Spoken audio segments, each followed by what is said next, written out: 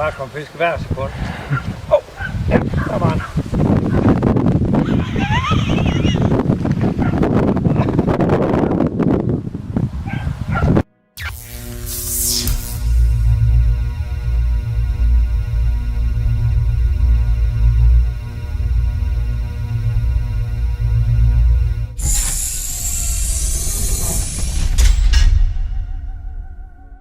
Hi, today I want to tell you a story about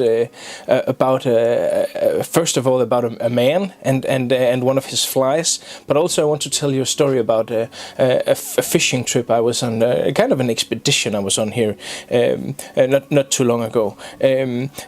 So this is a story about how I also became a Danish salmon fisherman, because I've spent loads and loads and loads of time through the past almost 20 years to try to catch a Danish salmon in all the Danish salmon rivers.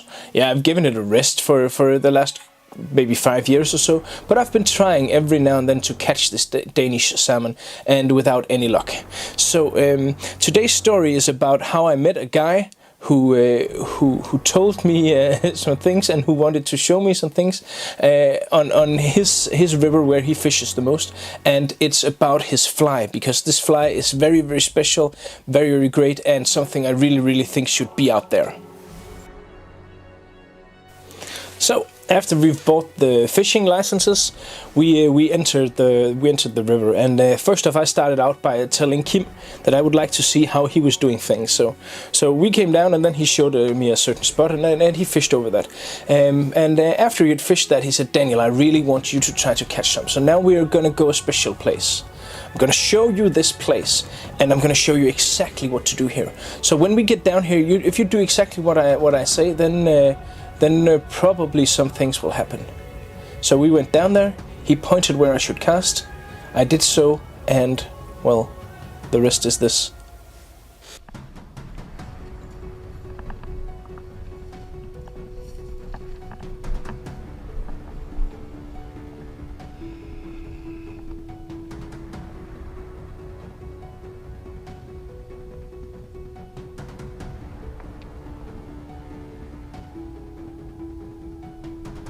Ja!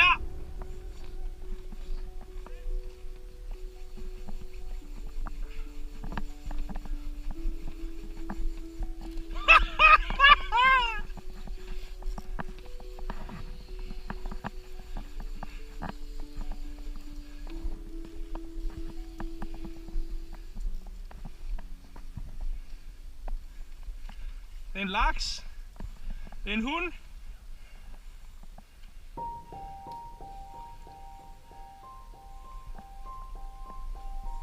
Det er rigtig flot.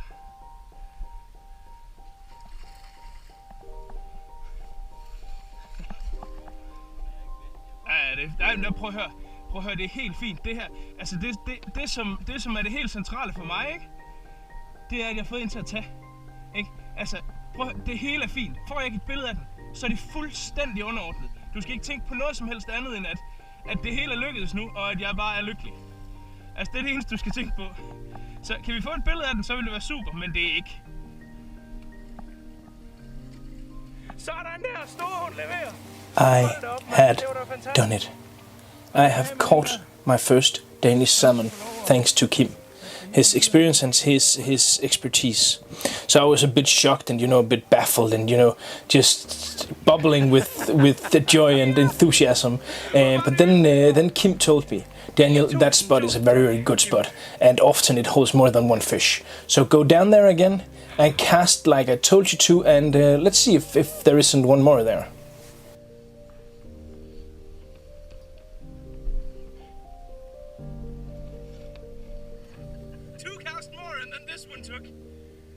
This river is just absolutely amazing. A very, very beautiful sea trout. And exactly the same location where I released the other one. Nice. All this action we had this day happened on one certain fly, one specific fly, a fly that Kim has spent a lot of time developing. This fly is called the Munker. which is kind of a funny name, but it's a mixture of a muddler and a sunker wing, so that's basically what it is. And this is the following clip here. Kim talks about it himself, and I've translated it into English, so watch the subtitles. Jamen Daniel, for nogle år siden, der var jeg med om fisk med Allan Blok, i forbindelse med, at vi begge to var guidelines for. Og han gav mig en lektion, som jeg tænkte, det skal jeg implementere hjemme til dansk fiskeri. Hvor vi fiskede nede i pool 15 med noget motler hudlihud, som fiskede dybt. Vi har jo alle sammen bundet fluer med hjortehår og overfladefiskeri og aften og nat. Men det var på en anden måde det her. Og Allan han fik et par rigtig gode fisk. Og da jeg så kom hjem, så tænkte jeg, at det skal integreres i min flue til det her fiskeri i Storen. Og Munker-fluen, det var egentlig min makker Frank, som fandt på det navn. Pisseirriterende, men sådan er det. Den har været igennem forskellige udviklingsfaser, og i dag er den egentlig meget simpel. Den består af noget vægt, og noget visuelt, og noget, der bevæger sig. Så fordi fluerne i Storen, de skal fiske dybt, og det er jo ikke umiddelbart det, man forbinder med hjortehårsfluer. Så når jeg stakker den, laver hjortehårene, så laver jeg dem ikke ret stramme, eller stakker meget hårdt. Det skal kunne tage vand i sig, så den kommer ned i dybden. Den her dark yellow er klart flue nummer 1. Det kan du se i dag. Nu har vi fået 5 fisk i dag på den flue. Den virker. Ellers er vandet lidt klarere, det er i dag, så kører den rød, og så har jeg altså andre forskellige varianter. Men den gule her med det sidste nye med de her shrimp easy eye, det er okay. Det virker. Det gør det. As Kim was telling you in this short introduction to his fly, at this point on this day we've landed 5 fish, 3 sea trouts and 2 salmons, all of this Munker fly. So what will follow now is completely exactly the same way of tying this fly as Kim does it, or at least as close to what a skilled fly tyer like Kim, how a very skilled fly tyer like Kim does it. So this is as close as I can manage with my mediocre talent of making this fly like Kim. So it's fairly close, I think. It's fairly close. But yeah, we'll watch the video. So this is the tying video to the Munker, the very great fly that this video is about, and the fly that Kim has really experimented a lot with and really made into a very good pattern. Even though it has this muddler head, it really is a good pattern for sinking line fishing. So a good salmon and a very proven salmon and sea trout pattern. So I just made a small bundle here on this Future Fly tube of tying thread, and then I'm gonna add a bit of. I'm just gonna make a whip finish because we need to apply some weight to this, because the key to this fly is of course the weight and then the bulk.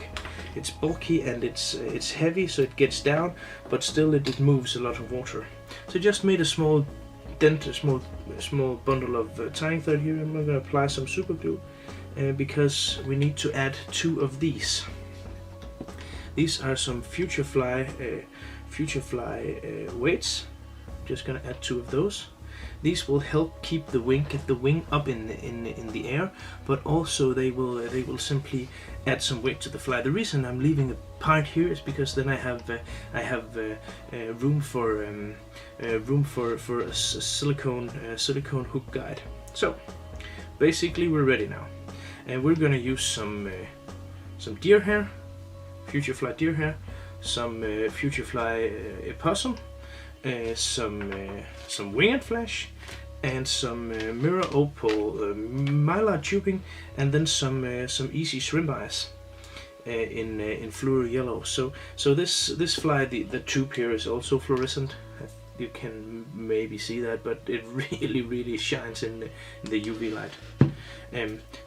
It's not a very expensive fly. It's a relatively cheap fly to make, but it really looks awesome both in the water and also in the vise and in the box.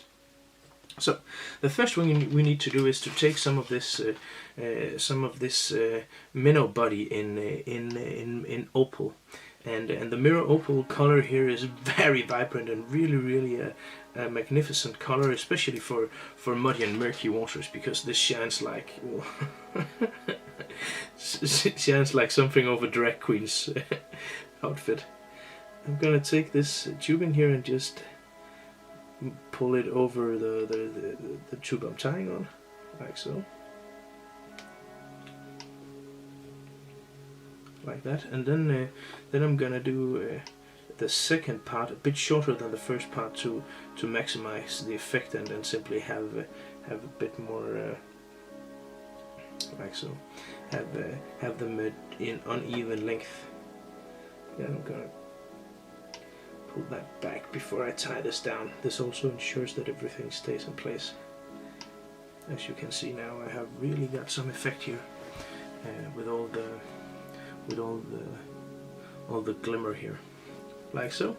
Next thing we need is the easy eyes, the easy shrimp eyes. I'm gonna attach those right on top of this.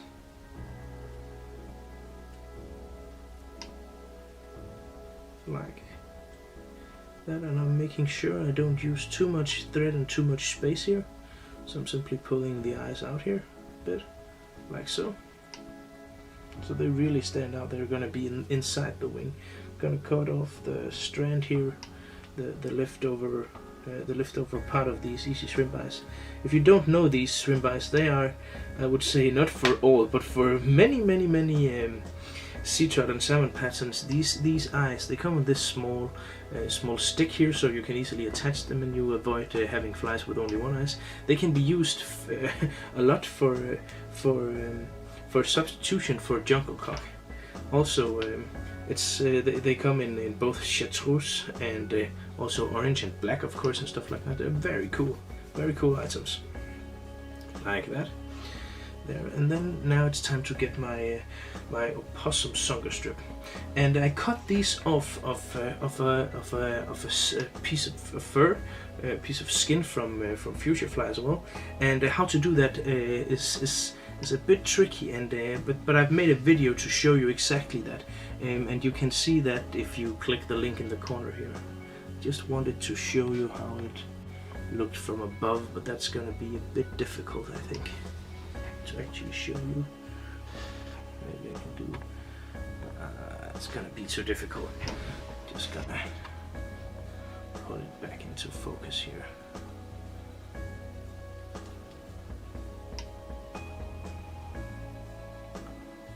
Like so. But as you can see, the two eyes sticks out here on each side. In between all this mayhem here. So I take this sunger strip, and the thing that is about the fuchsia fly hair is the quality of the fuchsia fly hair is just beyond comparison to anything else I've ever seen. This and why this is the skin here is so unbelievably thin and so well treated that it will move amazingly more lively in the water than your average skin, you know, where there's kind of like almost 5 millimeters of, you know, leftover residue gunk stuff, not gunk, but fur and stuff like that. This is simply very thin, very smooth, and the leather is just completely nicely treated, perfectly done. I'm gonna tie this in on top here. But I want it to spread out, so I don't want the skin to fold upwards. I want it to fold downwards, so I get all the full length of this here. I'll clamp a bit down on this to really make this stick on there, like so.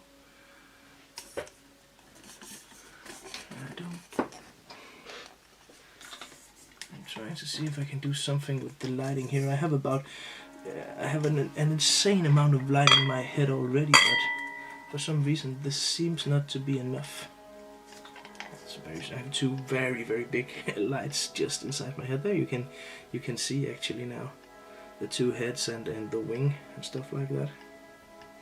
So I'm gonna cut off the fur here, and for this you need a very good scissor, or you can even use a scalpel to simply cut it all away. I have a Chimco scissor I use for this because well, yeah, basically the Chimco is the best scissor in the entire world. At least the best scissor I ever tried. It's expensive as hell, regretfully, but it's divine almost when it comes to cutting fly-tying materials. So I'm cutting as close to this as I can, and here it's paramount that you actually have a thread that is strong enough that you really can do some damage and really pull the stuff down. Really can secure your materials great, like so. Yeah, that looks good. The color here of the fur is also superior, and now you just need a bit of wing and flesh in fluoro yellow. Kim uses this fly in mainly in yellow, but also in also olive is very good if the water is a bit clearer. Then olive is one of his go-to colors, but also red. He is very fond of a red version of this, and in Denmark there's been a lot of hype going on about this in all white. So white mottler head, everything in white, and then red or yellow eyes. Yeah, this is a fly that really has been producing a lot of fish this year in Denmark, like so. And then one of the final trick to actually make this a good fly is to cut off the tube now. So I've got to cut off the tube so I don't have too much space to make the muffler head. If I have too much space when producing the muffler head, this will inevitably fail. So now what I do is I take my lighter and then I slightly warm the tube so it shrinks a bit back. So I have kind of like a small collar.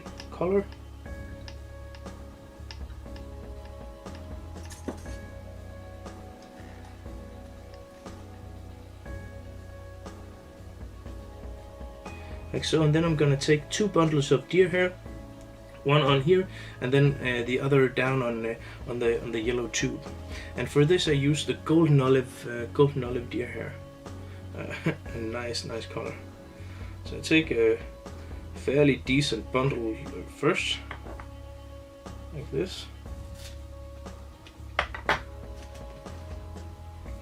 and then I try to distribute this as evenly as I can all the way around the tube here, and then I make one turn that is not very tight, and then another turn before I clamp down and make the deer hair stand out, like so. And then, as you can see, while I'm making the turns, I'm moving my tying thread here in between the hairs, like so. That was the first one. Pull all this back here. Just hold it folded back, and then move the thread onto the yellow tube here. And then take another bundle.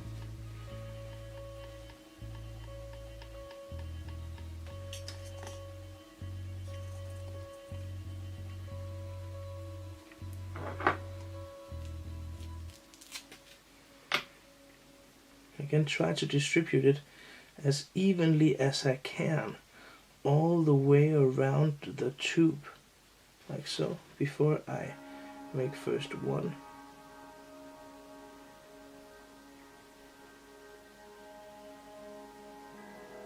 and then two turns of the thread, like that. And that is all I need for the head. Then I'm gonna make my whip finish, and I'm gonna make my whip finish inside the muffler head to make sure that this will make sure that the thread will not go anywhere. Gonna cut the thread off, And then the trick here is to actually take your needle out of the vise and simply cut. But when you cut, you need to cut in a not too little or not too much off at a time, because you want this to gradually become bigger and bigger. And in order to do that, the basic here, the easiest way to shape this head is actually to take the needle out of the vise, like so, because then you can sit and look. You can sit and look in at. You can sit and stare at the head here while you are tapering it, while you are cutting it correctly. And that is a bit tricky, a bit difficult for me to show you.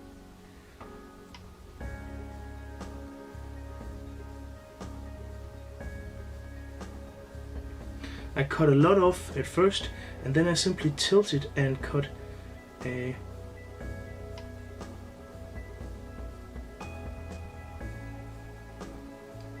If you have a curved scissor, then that's a great way to go.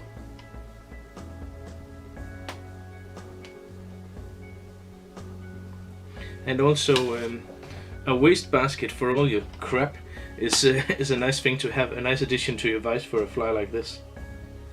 Especially if you're tying numerous of these in a row, then you will want a waste basket. I'm simply just trying to do this as good as I can here before I'm going to show you how. Simply I rotate it slightly while cutting here to make the head as good as possible. Give it the right shape here.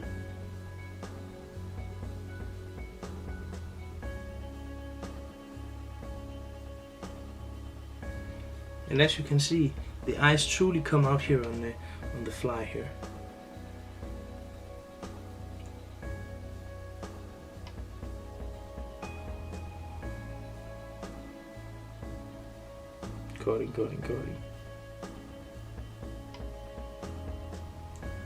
Cutting.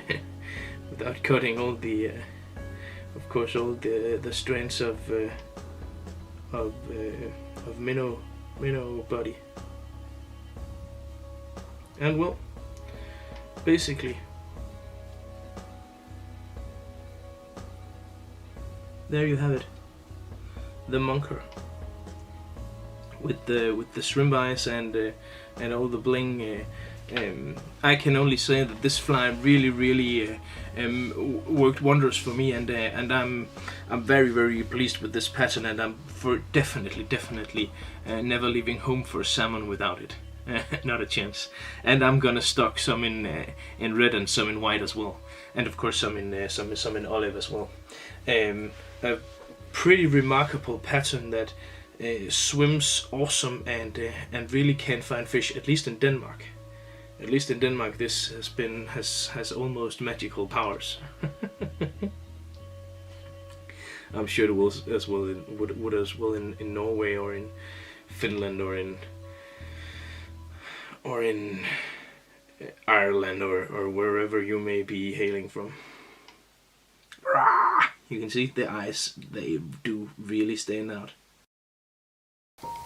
So as I was saying, now you've seen the tying video, and I promised you a bit more action, and here goes. Kim Sørensen is a great fisherman. He's one hell of a nice guy as well, but he's a great fisherman. He knows his water, he knows his flies, he knows, he's just experienced. There's nothing else to explain but experienced.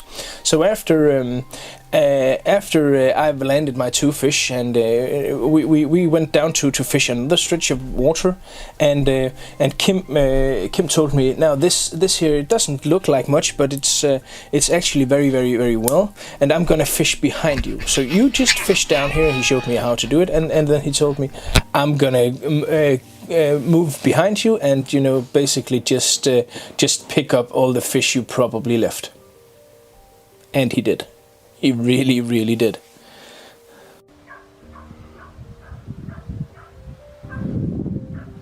Jeg kan bare komme fisk hver sekund. Ja, der var han.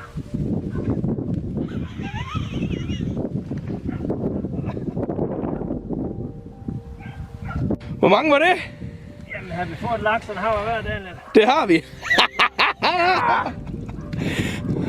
Men du har taget de to største. Både den største hav og den største laks. Der skal jo være noget ved at have hjemmebanefordel, ikke? Well, I guess you figure from this video that it is no secret that Kim has landed a lot of salmon and caught a lot of fish in this river and in other rivers as well. There is one salmon in particular that really is a truly amazing feat. He is the only Danish guy to land a 20+ kilo salmon on the fly, and this is his story about that day. Man har mange gode oplevelser ved Storåen, og en af dem har vi jo haft i dag, ikke? Også med fisk, og man er tilbøjelig til at gøre det op i størrelse. Det er nok kun det, men jeg vil alligevel, hvis du spørger mig om en god dag, så var det i starten af april 2009, hvor jeg fanger en laks på over 20 kilo. Det er jo crazy. Og vi står faktisk lige herude, hvor fisken den tager. Som i dag, så render der så ikke op mange ved Storåen, og ja, det gør ikke mig noget. Og en knap 14 fods fluestang flydende, synke 5, og jeg har en lille bajsflue på, jamen på en 3-4 cm. Igen i gul. Gul er nummer 1 i Storåen. Og jeg kaster ud, og ud af ingenting kommer der en laks. 3 sekunder efter, så skyder den op af vandet, og jeg tænker bare, det er løgn det her. Og jeg tror, jeg råber og skriger. Ja, fighter fisken på behørig vis. Og det jeg sådan kan huske mest, som jeg stadigvæk griner, det var, at jeg lovede mig selv og en vis anden her, at hvis jeg fik den fiske, så ville jeg blive et bedre menneske. Og det mener jeg også, det har jeg holdt lige siden.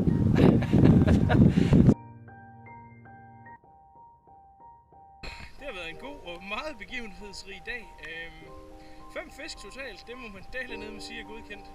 Så ja, eventyrlig dag, og jeg har fanget min første danske laks på flue. Det er simpelthen vidunderligt. Så tusind tak, Kim. Tusind tak for i dag. Fantastisk, fantastisk.